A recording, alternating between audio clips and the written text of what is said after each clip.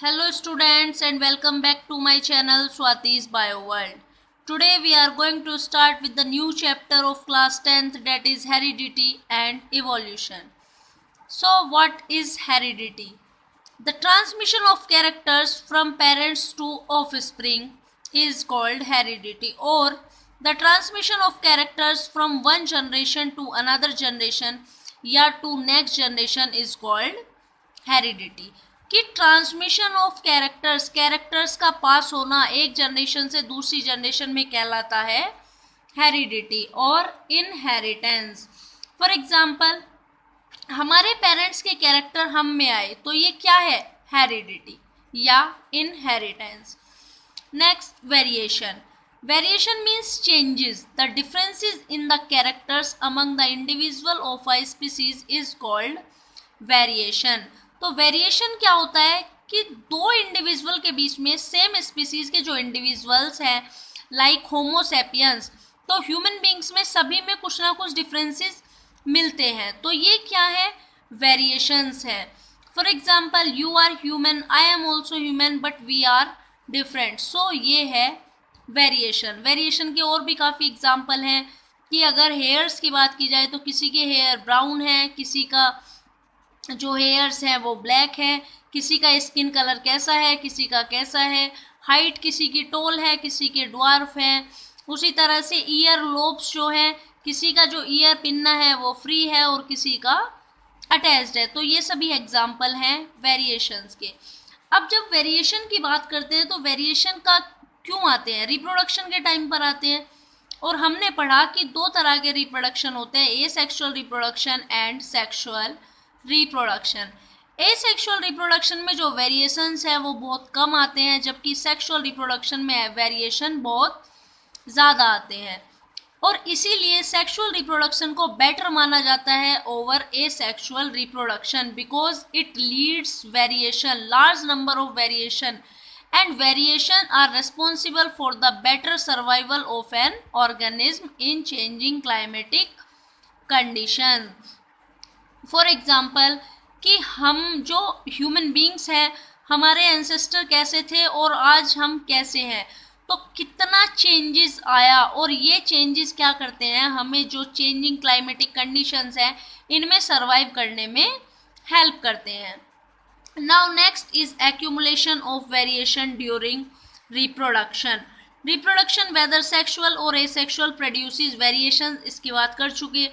Sexual reproduction में variation बहुत ज़्यादा देखने को मिलते हैं, जबकि एसेक्सुअल में वेरिएशन बहुत कम देखने को मिलते हैं. The variation produced in organism during successive generation gets accumulated in the organism. कि हर जनरेशन में जो वेरिएशन प्रोड्यूस होते हैं वो एक्यूमुलेट होते चले जाते हैं इन द ऑर्गेनिज्म. इसका एग्जाम्पल है बैक्टीरिया. बैक्टीरिया के एग्जाम्पल से इसको समझते हैं. Look this diagram. This is a bacteria and this bacteria will divide mitotically into two daughter cells. ये एक बैक्टीरिया है, क्या करेगा? एसेक्सुअली रिप्रोड्यूस करेगा, मीन्स माइटोसिस डिवीजन करेगा और अपने ही जैसी दो डॉटर सेल्स बनाएगा. लेकिन यहाँ देखो, इनका जो स्ट्रक्चर है, जो बॉडी डिज़ाइन है वो सिमिलर है, लेकिन कुछ चेंजेस दिखाई दे रहे हैं. लाइक यहाँ कलर में ये कैसा है? रेड कलर है, जबकि यहाँ कैसा है? ग्रीन कलर है. तो इसका मतलब कुछ चेंजेस आए. अब ये फर्दर डिवाइड करेंगे तो नेक्स्ट जनरेशन में अपने ही जैसी दो डॉटर सेल्स बनाएंगे. This bacteria divided into two and this bacteria divided into two. तो जो ये 4 रिजल्टिंग बैक्टीरिया है इनमें भी चेंजेस देखने को मिल रहे हैं. यहाँ देखिए, ये जो डॉटर सेल है वो अपने पेरेंट से कुछ डिफर है, कुछ वेरिएशन आए, लेकिन इसमें हमें यहाँ दिखाई दे रहा है कि ये डॉटर सेल्स अपने पेरेंट के बिल्कुल सिमिलर है. सो हर जनरेशन में नए चेंजेस इंट्रोड्यूस होते चले जाएंगे और ये जो चेंजेस हैं ये हेल्प करेंगे बदलती हुई परिस्थितियों में जो बैक्टीरिया है उसको सरवाइव करने में. So this is accumulation of variation during reproduction. अब इसको एक और एग्जांपल से समझते हैं कि बैक्टीरिया जो है, हमें सबको पता है कि सबसे पुराना माइक्रो ऑर्गेनिज्म है अर्थ पर. अगर सपोज कि कोई एस्टेरॉयड अर्थ पर आकर गिर जाए तो क्या होगा, जो अर्थ का टेम्परेचर है वो बढ़ जाएगा। अगर नॉर्मल कंडीशन में बात करूं तो क्या होगा, जब अर्थ का टेम्परेचर बढ़ जाएगा तो या तो सभी बैक्टीरिया मर जाएंगे या सभी बैक्टीरिया क्या रहेंगे, लिविंग रहेंगे। लेकिन अब जब टेम्परेचर बढ़ गया तो इसमें अगर वेरिएशन की बात करें हम, तो कुछ बैक्टीरिया ऐसे होंगे जो सरवाइव कर जाएंगे और कुछ बैक्टीरिया सरवाइव नहीं करेंगे। तो जिनमें वेरिएशन है, जिनमें हीट रेजिस्टेंट वेरिएशन है, वो बैक्टीरिया सरवाइव कर जाएगा राइजिंग टेम्परेचर में भी। लेकिन दूसरा बैक्टीरिया जिसमें हीट रेजिस्टेंट वेरिएशन नहीं है वो क्या करेगा, सरवाइव नहीं कर पाएगा और मर जाएगा। सो एडवांटेज क्या हुआ वेरिएशन का, it increase adaptability and competence of the individual for their better survival. ये पहले भी बता चुकी कि वेरिएशन क्या करते हैं, वेरिएशन हेल्प करते हैं किसी भी ऑर्गेनिज्म के बेटर सर्वाइवल के लिए इन changing climatic condition. Next is selection of variants by environmental factors form the basis for evolution। इसकी बात करेंगे इवोल्यूशन में कि कुछ वेरिएंट्स होते हैं, कुछ बेटर फीचर्स होते हैं, उनको एनवायरनमेंट सेलेक्ट करता है और वही क्या करते हैं, इवोल्यूशन का बेस बनाते हैं। Next is genetics.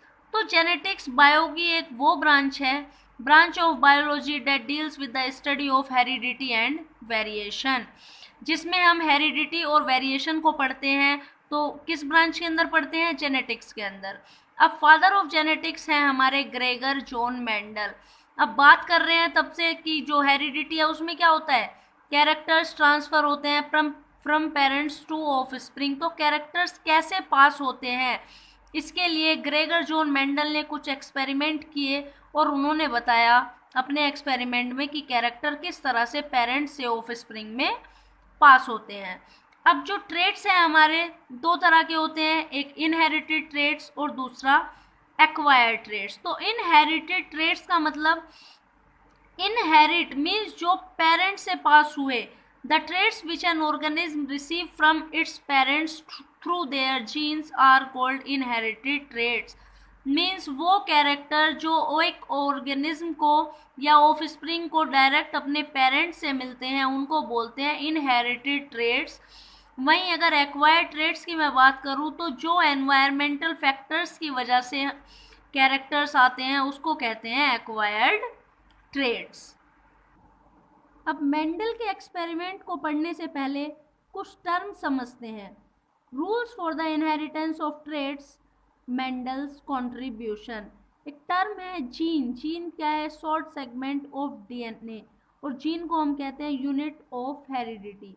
तो इसको ऐसे समझिए कि जो कैरेक्टर्स है वो कैसे पास होते हैं, how traits are transferred from parents to offspring. You all know कि सभी ऑर्गेनिज्म सेल से मिलकर बने होते हैं और सेल के अंदर होता है न्यूक्लियस, और न्यूक्लियस के अंदर होता है एक थ्रेड लाइक स्ट्रक्चर जिसको कहते हैं हम chromosome, and chromosome contain DNA and DNA contains gene. अभी बताया ना, gene is a short segment of DNA, so DNA contain genes and gene is a unit of heredity, या कह सकते हैं gene is responsible for the transfer of traits and different gene carry different traits. So traits कौन express कर रहा है, traits के लिए रिस्पॉन्सिबल कौन है, जीन। जीन के पास कुछ ऐसे प्रोटीन्स होते हैं जो किसी भी ऑर्गेनिज्म के कैरेक्टर्स को के लिए रिस्पॉन्सिबल होते हैं। So what is gene, gene are basically short segment of DNA which transfer traits from parents to their offspring during reproduction. Sexual reproduction में हमने क्या देखा था कि मेल और फीमेल गैमेट, जो मेल और फीमेल सेक्स सेल है वो भी सेल है, उनका भी अपना जीन है।